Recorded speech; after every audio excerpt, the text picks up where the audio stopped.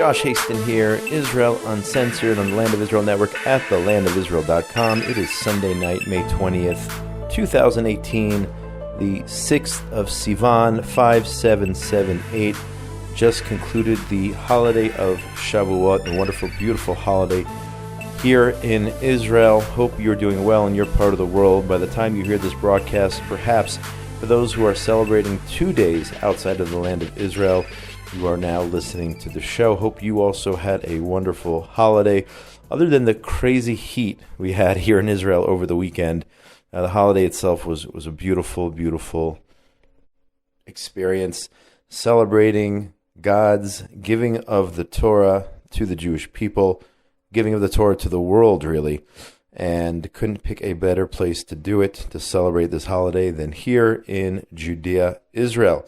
You can get in touch with me during the week, Josh at thelandofisrael.com. On Facebook, it's Joshua Hasten, and on Twitter, at Josh Hasten. Now, since the holiday just finished, there are some stories in the news, of course. It's not a crazy news evening here in Israel. It's always like that here. Sundays are always the slowest days, and they should always be slow.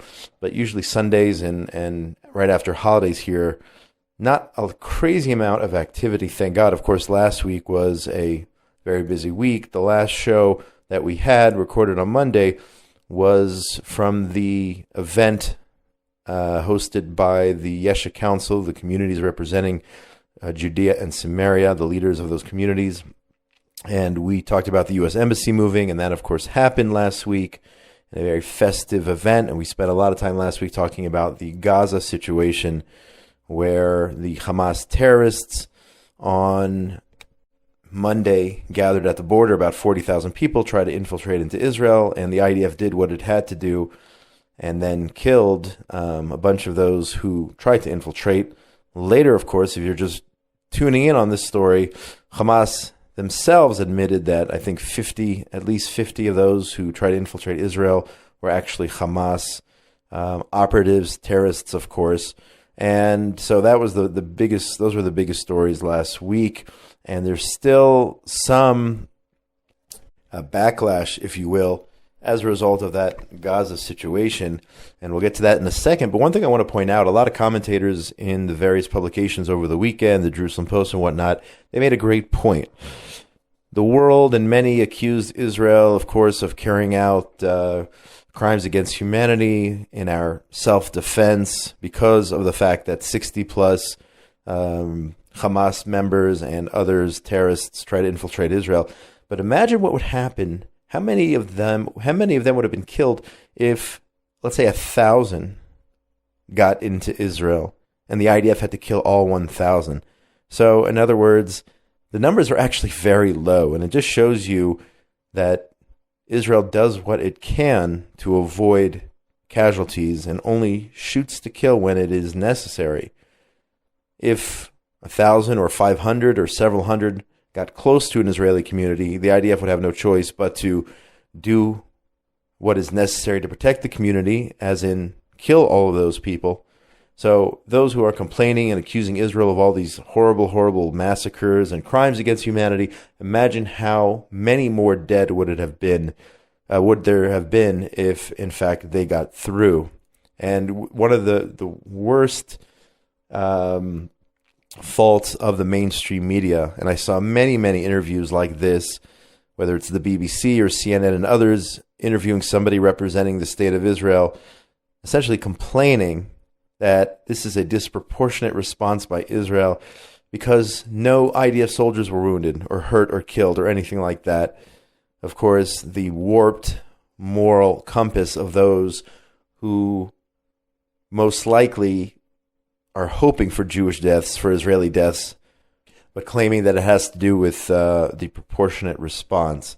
So the analogy, I guess, used, which is the most appropriate, is if somebody was coming to rob your house and the police were there to fight off that person, would you then hand that robber, that criminal, more weapons in a gunfight with police to make it a fair fight?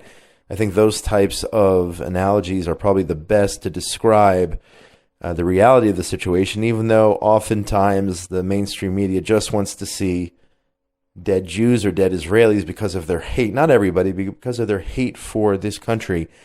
I think they'd be happier if some, God forbid, soldiers, IDF soldiers, were killed, and that way they could be satisfied with the situation just a little bit as a result. But anyway, the UN Human Rights Council, of course, on Friday, as a result of Israel's self-defense measures in Gaza, that's not how they spin it, of course, voted to establish an investigation into Israel's killing of Palestinians. Reading here from the Times of Israel, the council voted 29 in favor, 2 against, 14 countries abstaining. The two who voted against, Australia and the United States. I want to thank the U.S. and Australia for doing the right thing. Just because you're in the minority doesn't mean you didn't do the right thing.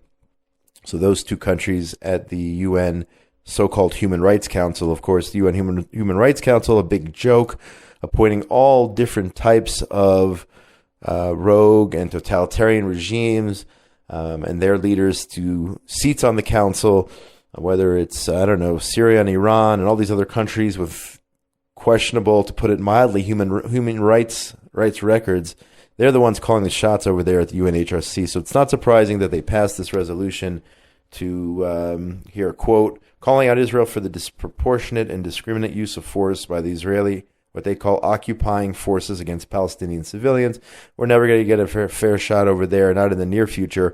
But more and more countries, and our prime minister has pointed this out time and time again, abstaining or voting on our side in different UN bodies. But yet, with the majority being countries with extremely questionable rights records themselves, voting against Israel, it's not surprising. In response, Israel's ambassador to the UN, Danny Danon, reported by the J-Post, condemned the UN Human Rights Council after it approved this decision. He said, quote, "The fact that this shameful decision was made even after Hamas officials admitted that the vast majority of those killed were terrorists proves once again that nothing can separate this council from its hatred of Israel," according to a statement by Israel's ambassador to the UN, Danny Danon. U.S. ambassador to the UN, Nikki Haley, of course, the rock star, probably the most popular politician, U.S. politician here in Israel. I mean, anytime you mention Nikki Haley, people just start clapping wherever you are. She also issued a strongly worded rebuke of the UNHRC, saying, quote, "At a time when Venezuela lurches towards dictatorship, Iran imprisons thousands of political opponents, and ethnic cleansing has taken place in Burma, the UN's so-called Human Rights Council decided to launch an investigation into a democratic country's legitimate defense of its own border against terror attacks. It's another shameful day for human rights." So thank you, Nikki Haley. Thank you, U.S. Thank you, Australia, and those who stand with the Jewish state of Israel, knowing full well that Israel is just out to protect themselves. If the Hamas members would go home, then the IDF soldiers would go home. But if the IDF soldiers went home first, Hamas would infiltrate Israel, and as their stated goal, would try to kill any Jews who they encounter here in Israel. And of course, communities being just a kilometer or even less away from the border with Gaza. And as a result of the story, you had a video circulating, wasn't the first of its kind on social media over the last few days, of so-called Jews. And this is a fringe group here. Let's not paint a picture that this is in the majority or a mainstream or anything like that. Jewish groups in England, and I saw a similar video, I think, a couple of weeks ago in New York, a Jewish group gathering to say Kaddish, the mourner's prayer, in memory over the Hamas terrorists. And it doesn't get any sicker than that. And then in the video, you have a couple reasonable individuals, I would call them, strongly condemning those who are saying Kaddish, the mourner prayer for Hamas. Again, not the first time that it happened. At the same time, you had the Bezalel Institute of Arts here in Israel. One of the students there created some type of art project in memory of those killed in Gaza, Hamas members. Also appalling, and I suggest the government should defund Bezalel as a result of allowing this type of display in their school. They claim it wasn't us, it was a student, freedom of speech, blah, blah, blah. But freedom of speech has its limits. And when you praise Hamas terrorists. Let's remember how many Hamas suicide bombers carried out attacks against Jews just a decade or so ago, and how many Jews were murdered at the hands of Hamas. So don't give me this freedom of speech. The government should defund B'Tzalel and those organizations and schools and institutions that turn the other cheek, so to speak, when it comes to praising those who carry out murderous attacks against the Jews of Israel. Another video I saw, this was amazing, was in Tel Aviv, where a group of Jews in Tel Aviv decided to scribble the names of those who were killed in Gaza in chalk, I believe, somewhere on the cement at some very popular, I don't know if it was Kikar Rabin in Tel Aviv or some popular thoroughfare there. And of all people, along comes an Israeli Arab who served in the IDF. And there's a video that went viral I saw on Facebook. And this Arab condemns these Jews for supporting a terror organization. And he says time and time again, you are showing your support for Hamas. And they're yelling at him. And he's like, I served my country. I was in the army. I'm a proud Israeli citizen. And you're Jewish, and this is how you act. Again, let's be clear here. This is a fringe group that is doing this. It's a fringe group in England and in New York that are saying Kaddish, the mourner prayer for Hamas. But it was ironic that it was an Arab who was calling them out for being so despicable. And at the same time, the Times of Israel reports that over the weekend, several Jewish parents expressed outrage after children at a New York City school were instructed to observe a moment of silence for dozens of Palestinians killed during clashes along the Gaza border, reported by the Times of Israel. This was at the Beacon High School in the Hell's Kitchen neighborhood in Manhattan. Apparently, a student got on the PA system and instructed fellow students to observe a moment of silence for those Hamas members and the others who were killed, and their friends who were killed there in Gaza. And some of the parents extremely upset by this. No comment, according to the New York Post, I think, who originally reported the story. No comment by the principal on what happened, but several Jewish organizations condemning this school for allowing such a thing to take place there in New York City. Of course, the administration there in Turkey, they are not shy about their hatred of Israel and accusing Israel of crimes against humanity, comparing Turkish President Erdogan on Friday, comparing the actions of Israelis near Gaza, IDF troops, to Nazi Germany's treatment of Jews in World War II. Of course, making that comparison, Erdogan, he said the following at a gathering there in Turkey at the Organization of Islamic Cooperation. He said, quote, the children of those being subject to all sorts of torture in concentration camps during World War II are now attacking Palestinians with methods that would put Nazis to shame. This is our friend, right? Erdogan, remember when Israel tried to repair relations with Erdogan and in paying Turkey for those terrorists on the flotilla back in, 2011, I believe, when they attacked IDF soldiers on that Turkish flotilla. And then Israel apologized and paid millions of dollars to Turkey in reparations in order to repair the relationship. I still, till this day, don't understand why Israel would pay Turkey, knowing that these were terrorists that came over on that flotilla.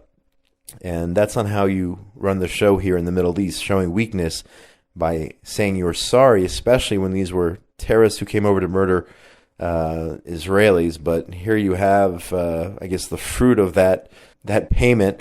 And in other words, what I'm saying is that we didn't reap any benefit with here, still till this day, Erdogan, the Hamas supporter, the head of Turkey, the president of Turkey, comparing IDF soldiers to Nazi troops. But in fact, this is actually reported by Ynet. This is what he said on Friday. He made that comparison, and it's no surprise there. I mean, Erdogan is he's in cahoots with many of the enemies of the Jewish state of Israel. He himself is one of them. Let's call a spade. And hopefully one day the good people of Turkey will overthrow this horrible, horrible leader. And just one last Gaza-related story here. There were protests, pro-Gaza protests, taking place over the last several days in the town of Haifa.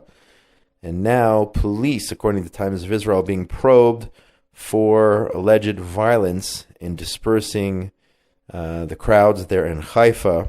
21 people were arrested in a demonstration there the other day. The police maintain that they acted lawfully. And, of course, you have the members of Knesset from the Arab parties who are slamming the police for the way things were handled there. The police are sticking to their guns, saying they didn't do anything wrong. And you now have different MKs from all over the spectrum who are commenting on these riots, essentially, in Haifa there. But I wouldn't be surprised if ultimately it is determined that these riots were organized by Israeli Arab MKs. I wouldn't be surprised if they're behind these rallies, riots, and once again proving that their loyalty does not lie with the state of Israel, even though supposedly they represent 15-20% of the population. Truly a shame that some of the Arabs in this country don't have real leaders who are willing to accept Israel for what it is and are willing to admit that the Arabs who live in Israel have it better than the Arabs and the Muslims who live anywhere else in the Middle East. If only the MKs would admit that fact and embrace the state of Israel, embrace the fact that they have education and healthcare and benefits and everything else, and have a much higher standard of living here in this country, but that is not the case. Switching to the situation in Syria, at least 28 pro-government fighters were killed in a string of blasts at a regime airbase in central Syria this weekend, reported by the AFP. Nobody has taken responsibility here for the deaths of these pro-Assad regime forces, and there are some who are claiming that perhaps Iranians or members of the Hezbollah terror gang were killed in this, and so far a jihadist group claimed responsibility. I don't see any indication at this point that Israel had a hand in it, but who knows? I'm surprised that they aren't blaming Israel regardless. Perhaps this was some of the Sunni groups there responsible for an attack on these Iranians. But we'll see what happened here. We'll see if Israel was involved. But of course, Israel will do what it has to do in order to protect its northern border. And we'll see what the near future brings in terms of the conflict there in the north vis-a-vis Israel and Iranian troops on the ground in Syria, Hezbollah forces, Syrians there are pro-regime. We'll see what this week brings. Hopefully it'll be quiet. Let's say that. Hopefully it'll be quiet for the residents of the Golan in northern Israel this week. Turning to Australia and our almost weekly anti-Semitism report, the Times of Israel says that Jewish siblings in Australia, in Melbourne, on Shabbat afternoon were assaulted in it's actually a suburb of Melbourne, were assaulted in a suspected anti-Semitic attack. 25-year-old woman and her 22-year-old brother were standing outside a home when they were attacked by an unknown assailant, and the man had a minor head injury while the woman was taken to a hospital after sustaining cuts. Nothing is life-threatening, but apparently they were dressed as religious Jews and were attacked because of the fact that they were Jewish, according to the reports.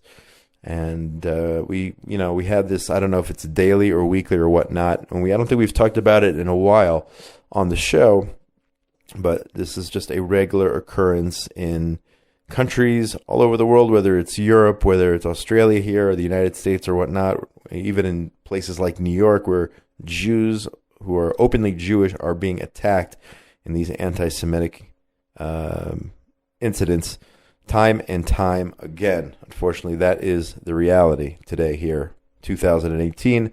Who would have thought? But then, it has been going on for thousands of years. Nothing new here, but unfortunate nonetheless. And finally, we are going to conclude with, unfortunately, some sad news. The passing of Middle East historian Bernard Lewis at the age of 101 today on Sunday. The Prime Minister of Israel eulogized Bernard Lewis. He actually, I believe, passed away yesterday. One of the greatest scholars of the Middle East, according to Prime Minister Netanyahu, and he's published tons of books on the situation here in the Middle East. Prime Minister Netanyahu, quote, said, Bernard Lewis was one of the great scholars of Islam in the Middle East in our time. We will be forever grateful for his robust defense of Israel, according to an official statement. And for those who haven't, I actually was honored to meet Bernard Lewis on at least one occasion that I recall. Truly an amazing mind, an amazing scholar, telling it like it is about the situation here in Israel and the Middle East. His influential books, reading here, The Times of Israel, shaped generations of Middle East scholars. So if you're not familiar with the work of Bernard Lewis, may he rest in peace. And I don't know how many books, if it's dozens or whatnot, that he wrote on the situation here in the Middle East. I don't even know where to start or what to recommend. There's so many, but get yourself on board and get yourself a copy of some of his books and see what the reality is here in Israel, in the Middle East. Just some titles here: The Arabs in History, 1950, The Emergence of Modern Turkey, The Crisis of Islam, 2003, predicting the so-called Arab Spring in 2011, in terms of how that could go wrong. He warned about what the situation might look like in Egypt, and in fact, when the Muslim Brotherhood took over, he essentially predicted that, according to this report. Just a brilliant mind. So if you're not familiar, again, check out the work of the one and only Professor Bernard Lewis, Princeton University, who passed away. Baruch Dayan Haemet, they say in Hebrew, may he rest in peace at the age of 101. And that's going to do it for this week. My name is Josh Hasten. This is Israel Uncensored on the Land of Israel Network at thelandofisrael.com. It is Sunday night, May the 20th. I am here in Judea. Had a wonderful Shavuot holiday. Get in touch with me during the week, Josh at thelandofisrael.com, on Facebook, Joshua Hasten, on Twitter at Josh Hasten. And let's hope for a quiet, peaceful, restful week here in Israel. We're heading to work on Monday instead of Sunday here. And by the time you're listening to this, perhaps the holiday, the second day of Shavuot, for those who are celebrating, will be over in America, and you'll be heading out back to your regular schedule on Tuesday morning. Wishing you well. Most importantly, as I say each and every week between now and when we speak again, everyone out there, be safe. Shalom, shalom from Judea, Israel.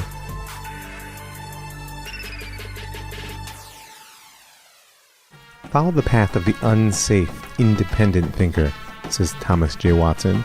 Expose your ideas to the danger of controversy.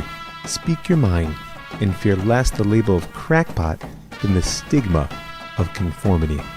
I'm Rav Mike Foyer, and this is The Jewish Story. Listen to The Jewish Story with Rav Mike Foyer on thelandofisrael.com.